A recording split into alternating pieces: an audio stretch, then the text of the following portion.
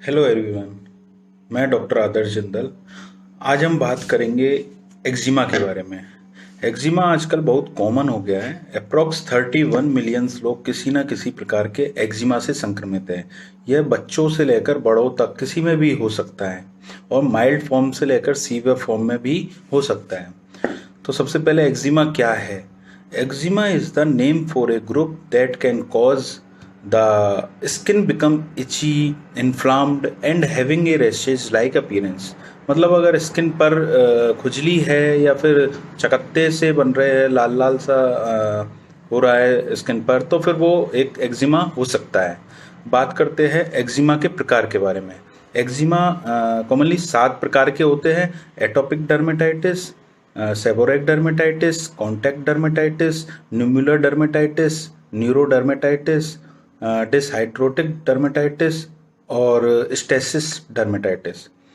सबसे पहले बात करते हैं कॉन्टैक्ट डर्मेटाइटिस की। Contact dermatitis is an inflammation reaction of the skin to physical, chemical and biological agents. बार बार केमिकल या फिजिकल इरिटेशन के कारण एपिडर्मल लेयर डैमेज होने लगती है, यूजुअली हैंड्स एंड फोरआर्म में, और कॉमनली डिटर्जेंट, सॉल्वेंट, एल्कलाइज से ये होता है। जब पॉजिटिव एजेंट्स स्किन के कांटेक्ट में आते हैं तो इरप्शंस स्टार्ट हो जाता है। एक्यूट स्टेज में इचिंग, बर्निंग और इरिदमा होने लगता है और बाद में एडिमा, पैप्यूल्स, वेसिकल्स और ऊजिंग होने लग जाती है। सब एक्यूट फेज में क्रस्टिंग, ड्राइंग, फिशरिंग और पीलिंग होने लगती है। और अगर इचिंग बहुत ज़्यादा होने लग जाती है और पेशेंट स्क्रैचिंग कर रहा है तो वहाँ पर स्किन मोटी मोटी सी हो जाती है, जिसको हम लाइकेनिफिकेशन कहते हैं। अब बात करते हैं सेकंड, एटोपिक डर्मेटाइटिस की।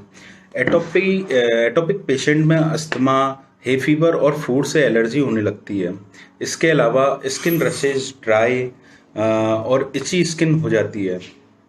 एटोपिक डर्मेटाइटिस कॉमनली बच्चों में पाया जाता है और मोस्टली कोहनी के पीछे, कलाइयों पर, घुटनों के पीछे, चेहरे पर, हाथों पर और पैरों पर रशेज दिखाई देने लगते हैं। और इसमें genetics play an important role in atopic dermatitis. अगर फैमिली में एटोपी की हिस्ट्री है तो उसको एटोपिक डर्मेटाइटिस होने के चांसेस ज़्यादा रहते हैं। यह commonly woollen products, sweatings, food products, flares के कारण होता है। अब हम बात करते हैं सेबोरिक डर्मेटाइटिस की। Seborrheic dermatitis scalp, ear, eyebrows, face area को अफेक्ट करता है। यह कॉमनली हेयरी एरियाज में होता है, जैसे कि सिर में होता है, जो कि ग्रीसी, येलोइश स्केल्स शो करता है। इसमें स्केलिंग होने लगती है, साथ साथ इचिंग और रेडनेस भी होती है। इसमें सीबम प्रोडक्शन भी बढ़ जाता है और स्किन पर फंगस की ग्रोथ भी होने लगती है। अक्सर पेशेंट पूछते हैं कि डॉक्टर साहब, एक्जिमा एक से दूसरे को छूने से तो नहीं होगा? तो इसका आंसर है नहीं। एक्जिमा नॉन कॉन्टेजियस होता है, जो कि छूने से नहीं होता है।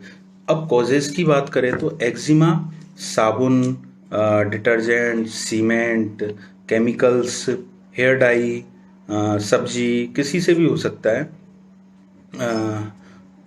अगर किसी को एलर्जी है तो उससे बचना चाहिए। Now we talk about symptoms of eczema. Eczema और इसके लक्षण सभी के लिए अलग अलग होते हैं। अलग अलग समय में शरीर के विभिन्न भागों में विभिन्न प्रकार के एक्जिमा भी दिखाई दे सकते हैं। एक्जिमा में आमतौर पर खुजली होती है। कई लोगों को खुजली हल्के से तेज भी हो सकती है। कभी कभी खुजली इतनी तेज होती है कि वहां से ब्लीडिंग होने लगती है। इसे इच स्क्रैच साइकिल कहा जाता है। एक्जिमा में itching, dryness, inflamed skin, rough skin, oozing और क्रस्टिंग जैसे सिम्टम्स दिखाई देते हैं। आपको एक्जिमा के ये सभी लक्षण भी हो सकते हैं या फिर इनमें से कुछ लक्षण दिखाई दे सकते हैं। ट्रीटमेंट में अपन टॉपिकल स्टेरॉइड के साथ साथ ओरल एंटीहिस्टामिन और ओरल इम्यूनोसप्रेसेंट का यूज़ करते हैं। साथ में कोई अच्छा मॉइस्चराइजर क्रीम का यूज़ करना चाहिए जिससे स्किन ड्राई ना रहे। अगर आपको किसी भी प्रकार की स्किन रिलेटेड प्रॉब्लम है तो स्किन स्पेशलिस्ट डॉक्टर को दिखाकर ही उपचार लेना चाहिए। That's all for today. Thank you.